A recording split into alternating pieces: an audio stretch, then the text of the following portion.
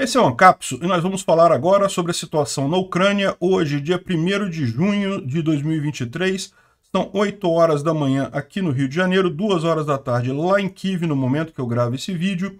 E tivemos ontem à noite, na cidade de Kiev, mais um terrível bombardeio russo com mísseis Iskander-M e Iskander-K. Os mísseis foram todos derrubados pelo Patriot, mas os destroços desses mísseis acabaram matando 3 pessoas, inclusive 2 crianças. Muito triste isso, né? Também a gente teve a informação de que a sede do serviço secreto ucraniano quase foi atingida alguns dias atrás. A gente tem agora a imagem disso daí. Muito embora, é preciso notar, essa sede, esse edifício sede do serviço secreto ucraniano não está sendo usado pelo serviço secreto ucraniano, né? Bom, os ucranianos revidaram aqui na região de Belgorod, não propriamente os ucranianos, mas a Legião Liberdade da Rússia e o Corpo Voluntário Russo, aquelas 2 unidades de russos contrários ao Putin, que são apoiados pelos ucranianos, fizeram uma grande incursão aqui em Shebekino, na região de Shebekino aqui. Segundo algumas informações, eles tomaram Novaya Tovolozhanka e estão lutando aqui em Shebekino. Shebekino sofreu um grande bombardeio, está neste momento sendo evacuada pelos russos, ou seja, os russos estão entregando a cidade aqui para os rebeldes nessa região, né? E já existem relatos de batalhas aqui em Maslova Pristan, já chegando bem perto de Belgorod, da cidade de Belgorod em si, né? Lembra que da outra vez que eles entraram por aqui, ó, por Graivoron. É uma cidadezinha mais distante de Belgorod, né? Seria mais difícil de chegarem a Belgorod. Aqui eles estão chegando bem perto da cidade mesmo, mas parece que a luta está muito intensa ali. Na linha de frente, aqui em Bakhmut, o grupo Wagner saiu, a maior parte do grupo Wagner já saiu, ainda tem algumas poucas unidades lutando ali, e o Prigozhin, como é tradicional, saiu criticando o exército russo e também o batalhão Armat, que é o batalhão dos chechenos, que foi colocado ali para substituir eles, né? Bom, a gente tem informação também de que o exército ucraniano já está nos arredores de Volodymyrivka aqui. Os russos tiveram que recuar, fazer um recuo estratégico aqui, e os ucranianos conseguiram avançar nessa região aqui. Eles não tomaram a cidade de Volodymyrivka, mas eles já estão lutando aqui nas beiradas da cidade, nas bordas da cidade aqui. E isso é bastante crítico para os russos. Por quê? Porque isso bota em risco a T-0509, que é essa estrada aqui que é usada para abastecer as tropas russas que estão em Mikilsk e Pavlivka, né? Se eles perderem, se os ucranianos conseguirem tomar essa T-0509 ou impedir os russos de usarem essa T-0509, a situação dos russos aqui próximo a Vuhledar fica bem mais complicada. Existem outras estradas aqui, é verdade, tem outras estradas para abastecer aqui, mas são estradas muito menores, seria muito mais complicado para a logística russa, né? E lógico, se os ucranianos tomarem Volodymyrivka aqui, ficam muito próximos de Volnovanha, né? Realmente é um centro muito importante para os russos, porque todas as rodovias que passam por Zaporizhia, rodovias, eu digo estradas de ferro mesmo, passam aqui por Volnovanha, ou seja, se os ucranianos ameaçarem, e aqui eles estão muito perto disso, basicamente os russos não podem mais usar trem em lugar nenhum aqui de Zaporizhia, né? Da região ocupada de Zaporizhia. E muita gente está achando que esse avanço ucraniano aqui já pode ser uma parte mais visível da contraofensiva. Inclusive, outro ponto aqui é justamente entre Oryhiv e Polory, esse eixo aqui, segundo os russos, os ucranianos estão avançando aqui. Houve grande bombardeio em Polory de ontem para hoje e já teriam tropas ucranianas, como isso que ele está dizendo, são colunistas russos, tá? Blogueiros militares russos. Segundo eles, essas tropas foram ativadas aqui na região de Oryhiv e estão caminhando em direção a Polory. Oficialmente, o Ozint, né, o pessoal que conta as perdas em guerra, confirmou que os russos perderam 2.000 tanques nessa guerra já, uma quantidade muito grande. 2.000 tanques é maior do que qualquer outro exército no mundo. Nenhum outro exército no mundo tem 2.000 tanques. Isso foi o que os russos perderam nessa guerra e já confirmado, tá? Esse pessoal que faz esses registros para dar o tanque como perdido, realmente tem que ter imagem mostrando que o tanque foi destruído, não é só boato, não é só ouvir falar, né? Então, provavelmente, se tem 2.000 confirmados, tem mais de 2.000 perdidos. Isso significa que dos 3.500 tanques que a Rússia tinha no início dessa guerra operacionais prontos para serem usados, a Rússia fala que tem 14.000 tanques e coisa e tal, mas não tem. A maior parte disso daí é lixo, não tem nenhuma chance de reviver. Existe alguma coisa que pode ser que eles fazendo uma manutenção botem para funcionar de novo, mas que se sabe que eles tinham mesmo operacionais 3.500 e já perderam 2.000, ou seja, estão perdendo tanques numa velocidade impressionante lá na Rússia, né? E além desse problema, a Rússia tem um outro problema que é a corrupção. Parece que teve mais um escândalo lá na Rússia de corrupção, levando a uma arma militar extremamente cara, que custou muito dinheiro para detectar, inclusive, mísseis e objetos voando em direção a Moscou, e que descobriu-se agora não serve para nada porque o dinheiro foi gasto em corrupção, né? A gente vai falar também sobre mais um grande pacote de apoio militar para a Ucrânia, e vamos falar sobre a disputa que está acontecendo na África do Sul. Por quê? Porque o governo deu, a gente falou isso ontem, né, deu imunidade diplomática para o Putin. O Putin poderia viajar para a África do Sul e apertar a mão do Lula, mas a oposição na África do Sul está contestando essa ação do governo na justiça de lá, e pode ser que até agosto, que é quando vai haver a cúpula lá na África do Sul, essa medida tenha caído, né? Vamos falar sobre todos esses assuntos e outros assuntos em detalhes. Essas notícias foram sugeridas por Estação Verão, Pobre Paulista e várias outras pessoas. Obrigado aí ao pessoal que sugeriu as notícias. Obrigado a você que está assistindo o nosso vídeo. Se você gosta do nosso conteúdo, por favor, deixe o seu like e se inscreva aqui no canal, né? Pois bem, vamos começar com o ocorrido aqui em Kyiv. Ontem, muito triste o que aconteceu. Os russos lançaram vários mísseis Iskander. São mísseis rápidos, aqueles mísseis que os russos achavam que seriam impossíveis de serem derrubados, mas foram todos eles derrubados. Mas, infelizmente, um dos mísseis caiu próximo desse prédio aqui. É um prédio residencial, parece que tem do lado, tem uma clínica infantil e coisa e tal, e nesse local em que caíram os destroços, infelizmente, 3 pessoas acabaram morrendo, né? Então, muito triste isso daí. Aqui tem as imagens, olha só que coisa, o avô com o corpo da neta ali, velando o corpo da neta no lugar que ele foi atingido pelo destroço. Realmente muito triste isso, né? É o que eu falo, matar crianças, né? E é o que eu falo para vocês, isso é uma coisa que as Russetes não podem dizer que tem equivalência. Você pode dizer assim, ah não, mas os soldados ucranianos estão lutando contra os soldados russos, e está morrendo russo, e está morrendo ucraniano e coisa e tal. Você pode até dizer que tem alguma equivalência, mas a verdade é a seguinte, as crianças que estão morrendo nessa guerra são as crianças ucranianas, porque é a Rússia invadindo a Ucrânia, não o contrário. A Ucrânia em momento algum invadiu a Rússia, e você vê esses casos assim. Olha que coisa revoltante isso, né? Aqui também uma senhora também com a filha e a neta, que foi a mulher que morreu, e mais uma criança que está ali.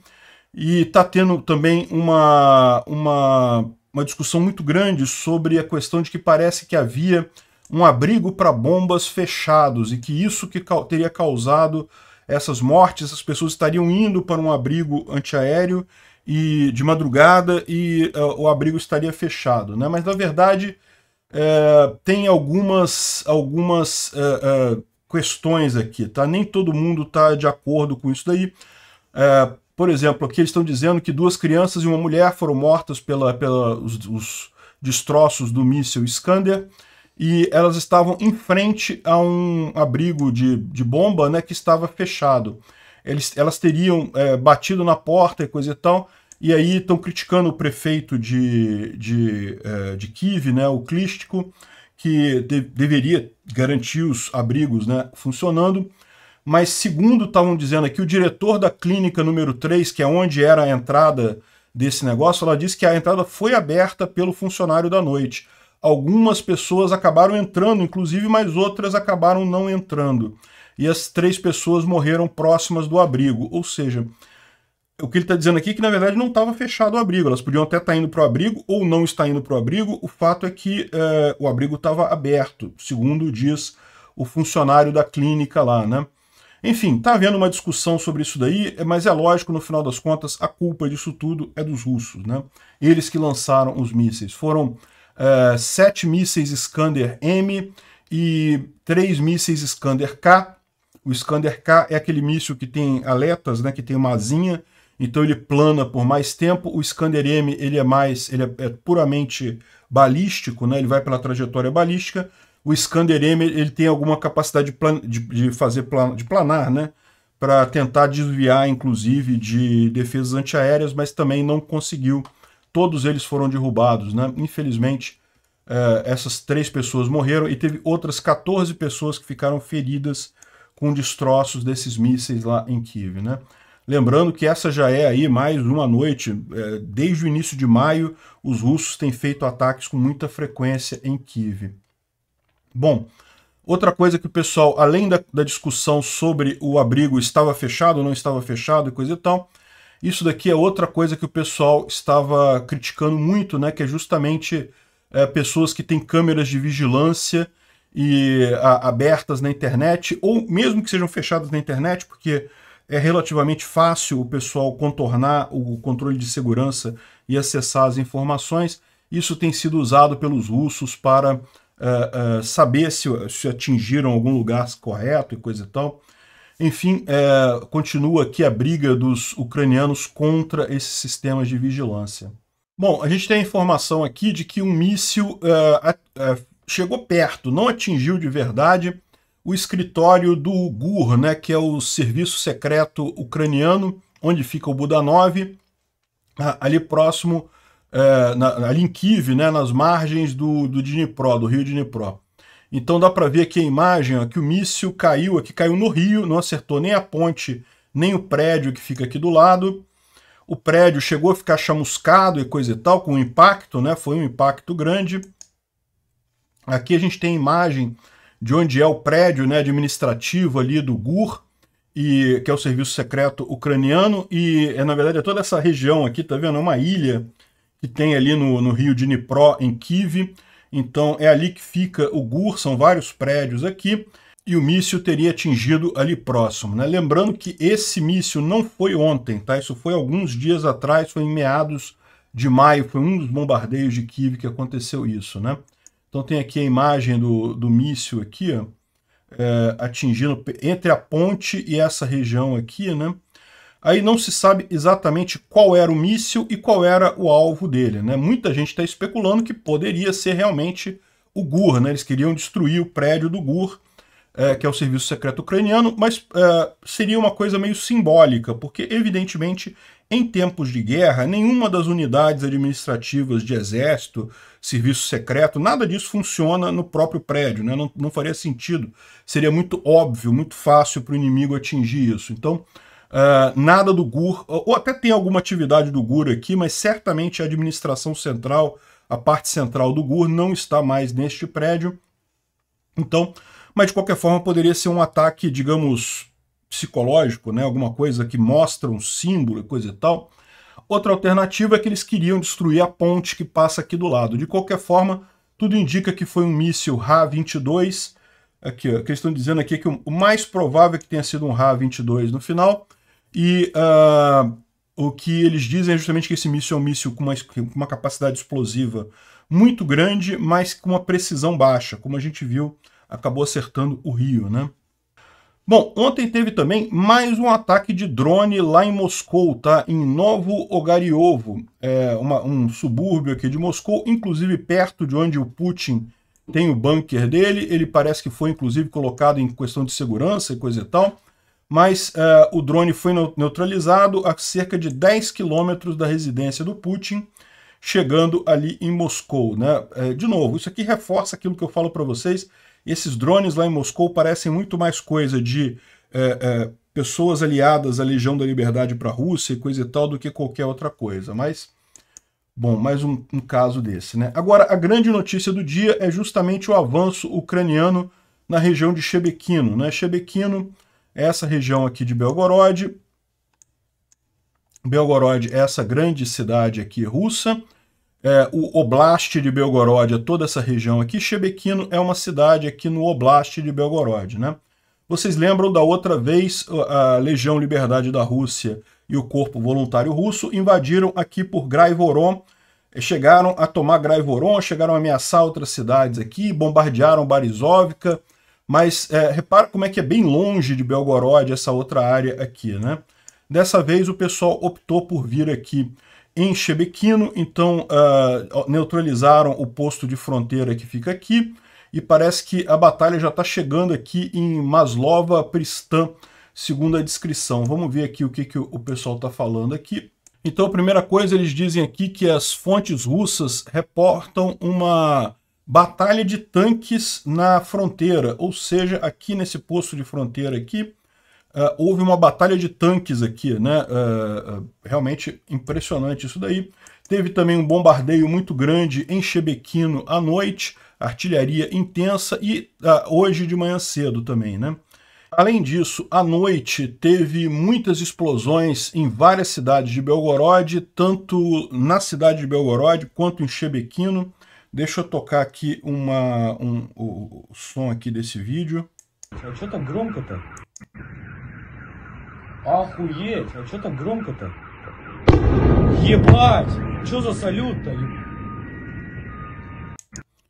Você vê que quando ele começa a gravar o vídeo, já tinha havido uma explosão antes, né? Já estavam os alarmes dos carros disparados, e aí depois explodiu novamente. Isso aqui foi em Belgorod.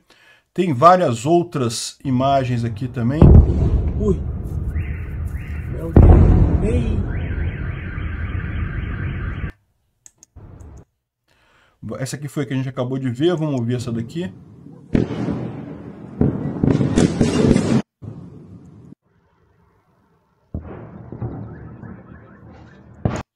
Vários sons de vários bombardeios lá em Belgorod, não dá para ver muitas explosões, mas dá para ouvir com muita clareza as explosões lá. Foi tanto em Belgorod quanto em Shebekino, né? E agora cedo a Legião Liberdade da Rússia diz que eles estão entrando no território russo novamente. Vamos liberar a Rússia completamente. Fizeram uma ação lá. Parece, segundo eles estão dizendo, as ações serão próximas em Novaya Tovojanka e Shebekino. E o governador de Belgorod negou que eles tenham avançado, que eles tenham entrado, mas confirmou que os civis estão sendo evacuados ali da região, né? Então aqui, por exemplo, é um caso de da destruição de um morteiro autopropulsado e um caminhão Kamaz com munição, né? A Legião Liberdade da Rússia destruiu isso dentro do território russo. Esse aqui é o momento em que eles fazem esse ataque, né, da explosão da munição lá do caminhão. Já dentro da Rússia, né, aqui, chegando em Shebekino aqui, dá para ver essa posição aqui. Tá vendo a fronteira aqui embaixo? Aqui é o posto de guarda, onde estava havendo a batalha de tanques, e aqui foi o local em que eles explodiram isso daí. Também estão dizendo aqui, mais uma vez, dizendo que eles atravessaram a fronteira e estão novamente na região de Belgorod. Eles garantiram que civis não serão feridos, mas que devem ficar na sua casa, uma vez que o exército russo está bombardeando a área e prevenindo, impedindo a evacuação dos civis, né? Bom, a gente não sabe quem é que está bombardeando quem, né? Mas as forças russas estão mesmo bombardeando também a região ali para impedir justamente o avanço dessas forças. Então, realmente, a situação ali, dos dois lados tem bombardeio, né? Olha só, isso daqui é uma imagem...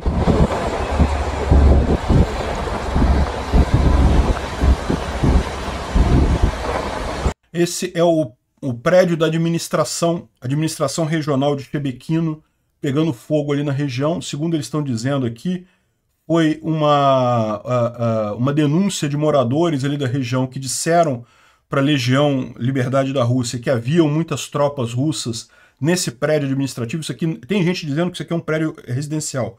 Não é, isso é um prédio administrativo, justamente da administração ali da região de Shebekino. E daí a Legião Liberdade da Rússia teria destruído esse prédio justamente para desalojar, desinfestar as tropas russas que estariam lá, né?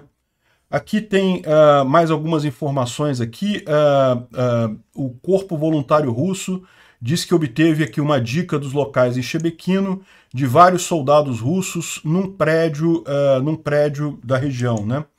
Aqui, ó, uma fortaleza foi anunciada ali naquele prédio da administração, e então a gente cobriu eles com um bombardeio e isso resultou em um pouco de desinfecção ali, né? Ou seja, justamente aquele caso ali daquele prédio que a gente viu, né? Teve também essa delegacia de polícia ali na região de Shebekino, que também foi atingida por bombardeio ucraniano.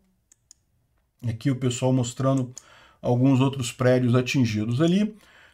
Também a planta de uma empresa chamada Monocristal, eu não sei o que ela faz exatamente, mas provavelmente estava sendo usada também pelos russos e foi atingido aqui nessa região, também ali em Shebekino, né?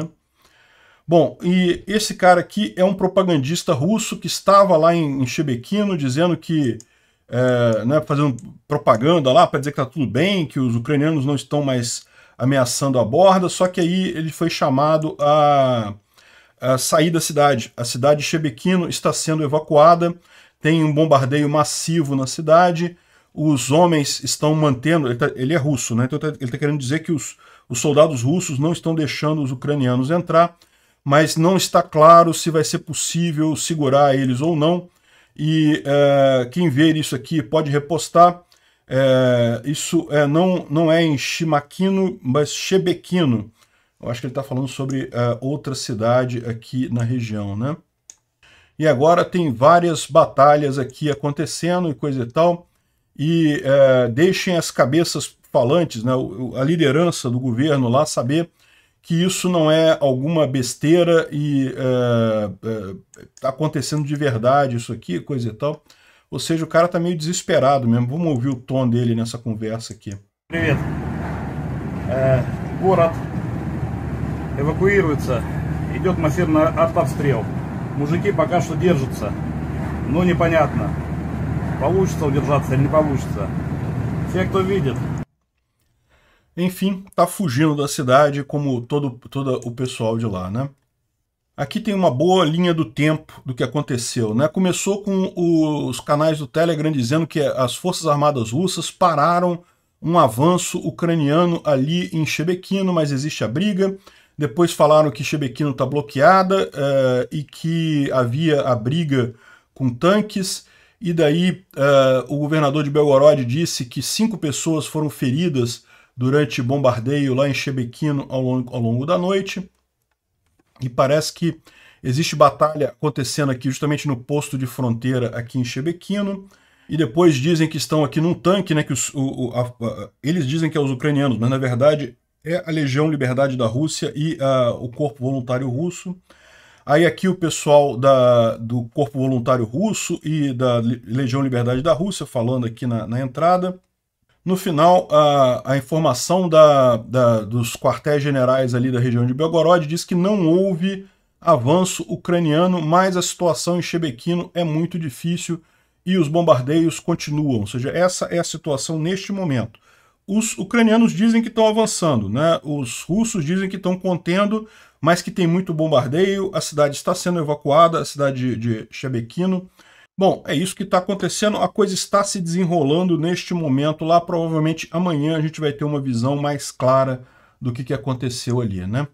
Bom, na linha de frente, o grupo Wagner supostamente já retirou a maior parte das suas unidades de Bakhmut, né? O Prigozhin disse que elas sairiam todas antes de 5 de junho, mas estão fazendo isso, a maior parte já saiu nesse momento, né? E a Natalka, ela fala aqui, curiosamente, que esse aviso todo, essa telegrafação toda que o Prigozhin está fazendo, eu estou saindo, não estou mais em Bakhmut e coisa e tal, parece um convite para que as forças armadas ucranianas tomem a cidade, né? Os ucranianos sabem que as forças do Wagner estão sendo substituídas por forças da, entre aspas, República Separatista de Donetsk, que são muito fracas, não têm treinamento, não têm armamento suficiente, e pelo pelotão Armat, que é o pelotão dos chechenos, que também, muito mais do que isso, os caras só sabem fazer videozinho para TikTok, né? E outra coisa, outra observação que ela faz aqui, o Prigozhin chama a cidade de Bakhmut. Lembra que os russos gostam de chamar de Artyomovsk, ou Artyomovsk, era o nome da cidade na época soviética, né? Depois do fim da União Soviética, os ucranianos mudaram o nome da cidade, os russos preferem chamar o nome antigo, mas o Prigozhin está usando o nome ucraniano, né? E aqui o líder checheno, o Adam Delinhanov, está respondendo ao Prigozhin, que estava questionando a performance do grupo Armat, né, que é o exército dos chechenos lá e coisa e tal, e que o grupo Armat está conduzindo todos os seus objetivos de acordo com o comandante em chefe. Aí ele fala aqui para o Prigozhin, se você não entende tudo, você pode dar um local e uma hora que nós iremos aí explicar para você. Que você não tem munição e coisa e tal, mas tem um monte de munição. Enfim, o Kadyrov falou que a gente pode resolver todos esses problemas cara a cara e coisa e tal, ou seja, mais uma briga aí entre os lacaios aí da Rússia, né? Essa história do Putin de botar vários grupos independentes para essa briga na Ucrânia está mostrando realmente o grande erro estratégico que foi isso, né? Bom, o blogger militar russo, o Romanov, ele diz que depois de um reagrupamento dos russos, os russos fizeram um reagrupamento, ou seja, um recuo, as forças ucranianas chegaram às bordas, né, ao limite de Volodymyrivka, no norte de Volnovanha, e isso pode possivelmente cortar o suprimento para Pavlivka no futuro, né? Parece que tem muita ação do exército ucraniano naquela área ali, né? Então quem está dizendo isso daqui é um blogger militar russo, né? E qual que é a situação? Aqui próximo a Vuhledar, né? A gente tem essa situação aqui de Vuhledar, ela está na mão dos ucranianos, os russos tentaram tomar Vuhledar várias vezes, falharam todas as vezes, mas tomaram uma parte de Pavlivka e Mikilsk, essas duas cidades aqui próximas a Vuhledar, né? E o que acontece? Essas cidades elas são abastecidas principalmente por essa estrada aqui, a T-0509, e os ucranianos estão aqui nos arredores de Volodymyrivka, né? Os russos abandonaram essa área aqui, tiveram que recuar e os ucranianos avançaram aqui. E qual que é o grande problema dessa história? Isso pode impedir os russos de usar a T-0509 para abastecer essa região. Isso pode gerar um problema sério de logística para os russos aqui. Pode ser que eles tenham que abandonar Pavlivka e Mikilsk nessa região aqui, né? Lembrando que essa mancha vermelha aqui está um pouco exagerada, tá? Essa parte sul aqui já foi retomada pelos ucranianos, e também uma parte de Pavlivka e também uma parte de Mikilsk já está na mão dos ucranianos. De qualquer forma, Volodymyrivka já está sendo ameaçada aqui. E lembrando que a grande cidade importante nessa região é Volnovanha, né? Essa cidade aqui que tem esse cruzamento, esse entroncamento aqui ferroviário, que na verdade, se você olhar aqui, ó, ele garante não apenas o acesso a toda a parte aqui, toda essa linha de terra, essa aqui é a única ferrovia que tem aqui no sul de Zaporizhia, essa parte aqui, ó, ela passa por Volnovanha. Dá para ver que tem uma linha de ferro que vem aqui até Mariupol, mas aqui de Mariupol para Berdiansk não tem linha de ferro aqui. Para você ir de trem de Mariupol a Berdiansk, você tem que subir aqui, fazer esse trajeto aqui e depois descer novamente aqui, né? Porque tem vários rios aqui, talvez é mais complicado fazer essa linha férrea aqui. Então, o que acontece? Os russos usam muito linha férrea para logística. Os ucranianos ameaçando Volnovanha, e se eles chegarem aqui em Volodymyrivka, eles começam a ameaçar ainda mais Volnovanha e praticamente impedem o uso de linhas de trem aqui, né? É lógico, eles ainda podem vir aqui pela ponte da Crimeia, fazer o caminho aqui pela Crimeia e chegar do lado de cá, mas repara como fica uma volta muito maior, né? Eles perdem basicamente essa parte aqui, a logística de trem nessa região, né? E lógico, também persiste a logística por estrada. Tem estrada aqui no sul, tem estrada aqui no meio, tem um monte de estrada por aqui, mas linha de trem não tem mais. E o chefe da, entre aspas, República Separatista de Zaporizhia, o Rogov, disse que Polohri, pelo segundo dia em seguida, está sendo atingido, muitas explosões, já cedo nessa manhã, e ele fala aqui que está havendo alguns ataques aqui já, né? Tem também uma outra informação aqui, ó, que veio do Wargonzo. O Wargonzo é um outro blogger militar russo lá, que está dizendo que, olha só, o exército ucraniano foi ativado em Zaporizhia, né? Ou seja, isso o que ele quer dizer é que justamente teria iniciado a ofensiva em direção a Polohy. De fato, Polohy é possivelmente o primeiro alvo dos ucranianos numa ofensiva aqui, mas por enquanto a gente só tem essa informação de bloggers militares russos. A gente não sabe se de fato os ucranianos estão fazendo alguma coisa aqui, né? Pode ser que os russos estejam só apavorados, eles já estão meio traumatizados, tadinhos, com essa contraofensiva ucraniana, já sabem que vão tomar no rabo, então pode ser que seja só isso, né? Agora, o Constantini coloca aqui um meme que resume bem o espírito do pessoal e que dá a entender também que a contraofensiva está começando neste momento, né? O Zaluzhny, né, que é o comandante em chefe das Forças Armadas Ucranianas, e falando aqui, Deus me dê força para parar na fronteira, né? Porque, né, eles certamente querem retomar todo o território até a fronteira ucraniana, mas ele está pedindo, me dê forças, Deus, para parar na fronteira e não continuar avançando um pouco mais. Seria muito divertido, eu apoio. O Instituto para o Estudo da Guerra fala principalmente sobre essa questão do grupo Wagner e dos Kadyrovitas, né? Ele fala aqui que o exército militar, o comando militar russo ordenou o grupo lá do Kadyrov para assumir as operações ofensivas na região de Bakhmut, né? E daí, com a saída do grupo Wagner, os chechenos estariam assumindo lá. Aí eles falam aqui que os chechenos estão descansados, porque ficaram quase um ano sem participar de batalha nenhuma nessa guerra. Estão sendo reintroduzidos ali, coisa e tal, depois de que o grupo Wagner meio que culminou, né? Ele não consegue mais fazer nada, né? Enfim, outro objetivo que o Kremlin tem nisso daqui é colocar uma briga entre o Kadyrov e o Prigozhin, porque, como vocês sabem, o Prigozhin está crescendo em termos políticos na Rússia, e um receio que o Putin tem é justamente do Prigozhin se aliar ao Kadyrov e sair coisa daí, né? Então parece que isso daí é o objetivo do exército russo.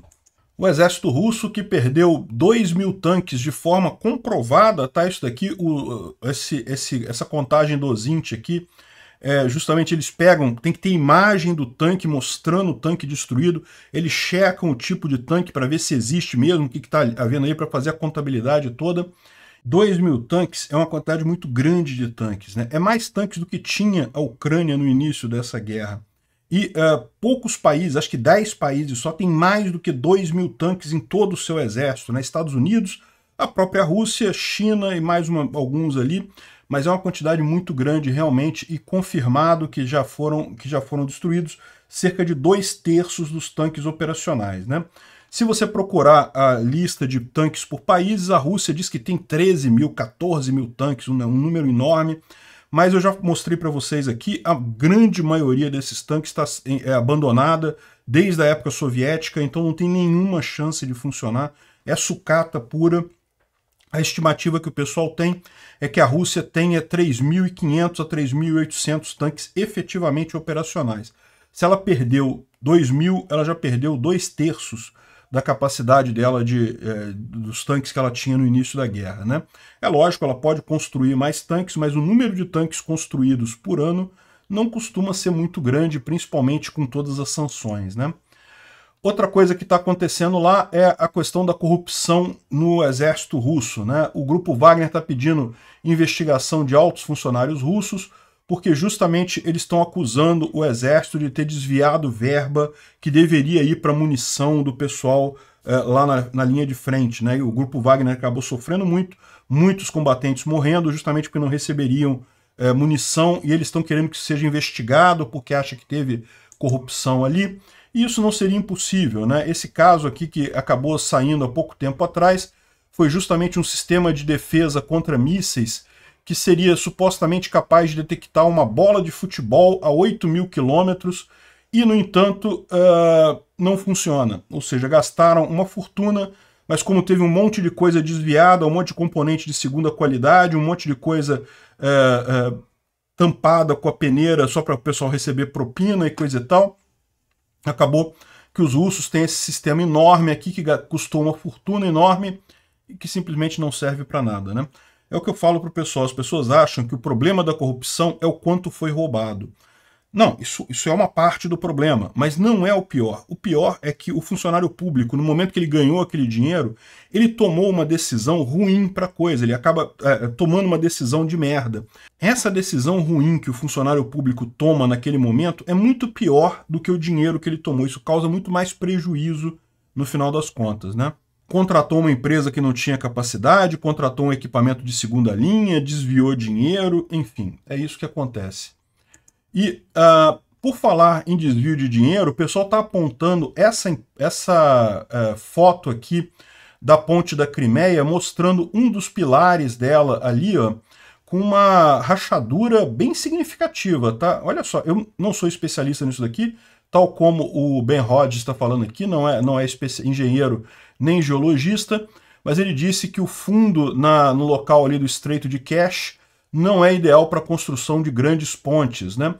Olha só, isso por si só não é problema, porque é muito comum o pessoal construir coisas em lugares que não é o ideal para construir.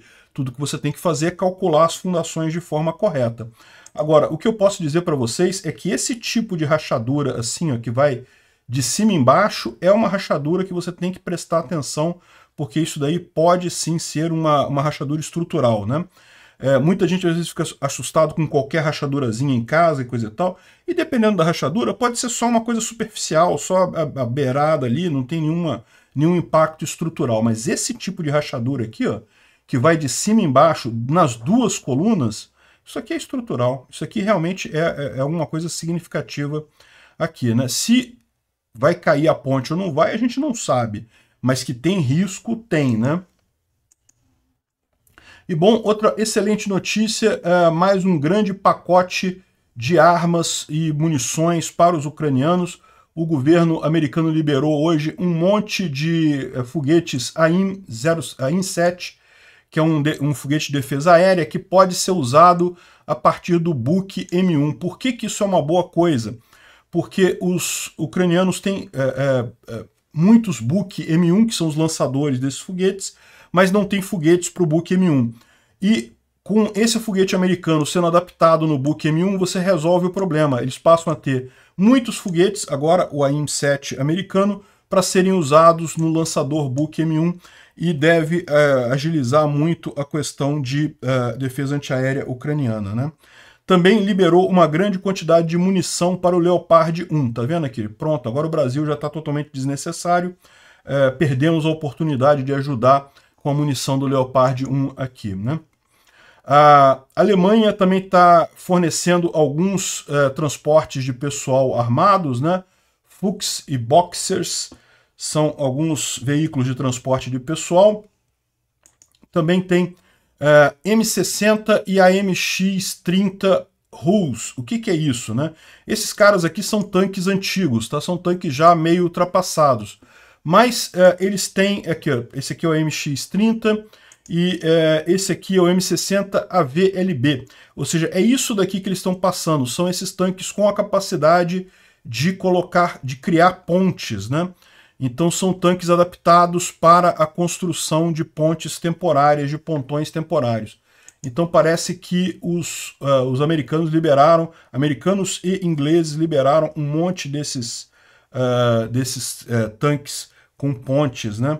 Isso é uma coisa positiva. E pode ser que depois eles mandem os tanques propriamente ditos, né? O Main Battle Tank, porque embora pareça muito antigo isso daqui é mais ou menos da época do T-72, então assim, não está muito atrás do que é a realidade lá na Ucrânia em termos de equipamento de tanque na linha de frente, né?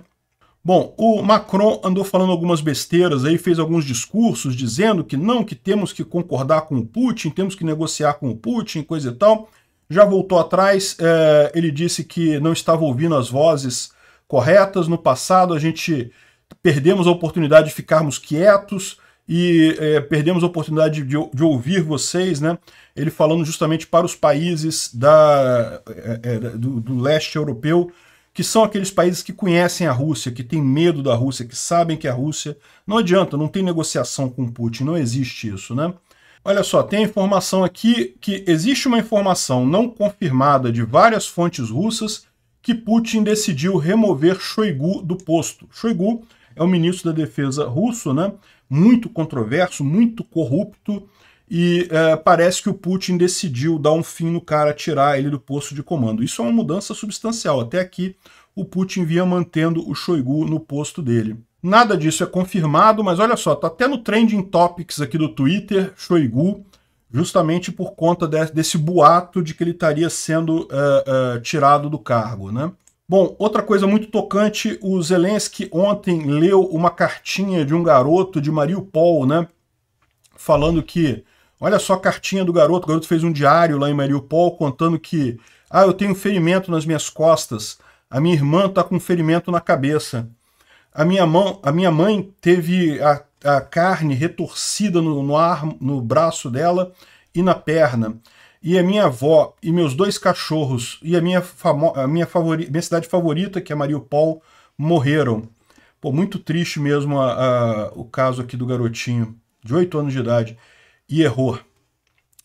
Um absurdo isso, né? E hoje cedo o Zelensky está lá na Moldova, ele está falando com a presidente da Moldova, e também parece que tem um encontro de países do Balcãs, também lá o presidente da Macedônia, de outros países, de Montenegro, está aqui, ó, Macedônia, aqui Albânia, tem vários países lá que estão participando desse encontro dos Balcãs lá na Moldova. Isso é importante também por conta dos recentes problemas aqui envolvendo a Sérvia, Kosovo e coisa e tal, e lógico a questão da Transnistria, né? A Transnistria continua sendo algo aqui preocupante para todo mundo, porque continua sendo uma região dominada pelos russos e no meio ali da Moldova, da Ucrânia.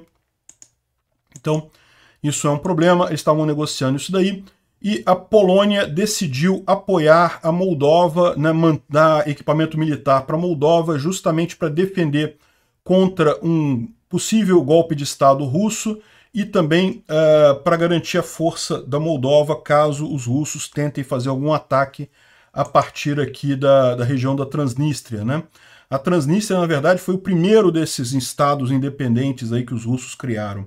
E bom, uma última notícia, a oposição sul-africana recorreu à justiça do país para pedir a prisão do Putin caso ele viaje ao país, né? Vocês sabem que está previsto para agosto, aqui ó, a África do Sul vai sediar a cúpula do BRICS entre 22 e 24 de agosto, em Joanesburgo. Então vai ter vários países lá, o Lula vai estar lá, o Putin vai estar lá.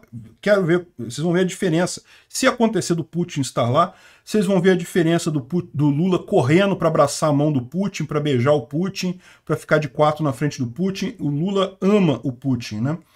Então, para garantir que o Putin... Só que o Putin tem um mandato de segurança da Corte Penal Internacional e a África do Sul ela é subscrita ao Tribunal Penal Internacional. Então, se o Putin chegar na África do Sul, ela é obrigada pelo tribunal a prender o Putin. Se não fizer isso, ela pode ter consequências dos outros membros, ou seja, o chefe de Estado da África do Sul pode ser sancionado também pelo Tribunal Penal Internacional nessa situação. Então, aí o que fez? O governo de lá criou uma imunidade diplomática para esse evento. Chamou que todos os participantes dessa cúpula do BRICS teriam imunidade diplomática, não poderiam ser presos durante a cúpula, né? Em tese, ele pode fazer isso, mas aí que tá, a oposição está acusando eles de fazer isso de forma espúria, só quer proteger o Putin, o que é verdade, o que ele quer é proteger o Putin mesmo, né? Então ainda está essa questão aí, ainda está essa história toda. Enfim, a oposição lá na África do Sul disse que quer uma ordem declaratória para garantir que não existe ambiguidade jurídica nenhuma e que se o Putin colocar os pés na África do Sul, as obrigações impostas ao Estado, ou seja, prender ele, isso tem que acontecer, tem que prender ele, né? E aquele negócio, eu não sei não, mas eu não duvido que tenha ordem para prisão do Maduro também no Tribunal Penal Internacional. E o Maduro teve aqui no Brasil, e o Brasil é também um desses países que subscreve ao Tribunal Penal Internacional. Eu não sei não, isso pode dar problema para o Brasil também, essa besteira de botar um ditador aqui sanguinário aqui no Brasil, como se fosse uma pessoa normal, né? Obrigado por assistir o vídeo até o final. Além de curtir, compartilhar e se inscrever no canal, considere se tornar patrocinador com valores a partir de R$ 1,99. Clique no botão Seja Membro abaixo para saber as condições e vantagens de patrocinar o canal. Mais informações sobre o nosso projeto, visite nossos sites indicados na tela.